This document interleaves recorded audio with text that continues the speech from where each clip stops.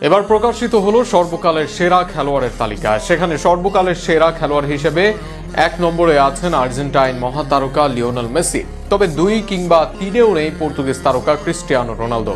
পেলে এবং ম্যারাডোনাকেই রোনালদোর চেয়ে সেরা খেলোয়াড় হিসেবে ঘোষণা করেছে IFFHS। সেখানে সর্বকালের সেরা 10 জন কারা তা নিয়ে থাকছে প্রতিবেদন। লিওনেল মেসি নাকি রোনালদো, এমন প্রশ্নে একসময় জমজমাট লড়াই হলেও মেসির প্রথম আন্তর্জাতিক শিরোপা জেতার পরই তা কমতে থাকে।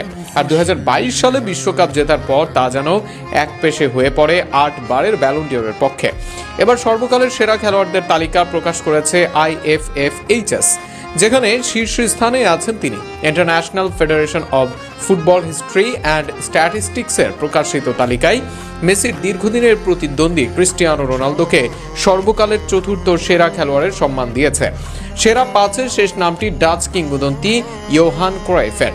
IFFHS এর র্যাঙ্কিং অনুযায়ী সর্বকালের সেরা 10 জনের 3 জন জায়গা পেয়েছেন ব্রাজিল থেকে। অবশ্য এক হিসেবে আর্জেন্টিনারও আছে 3 জন।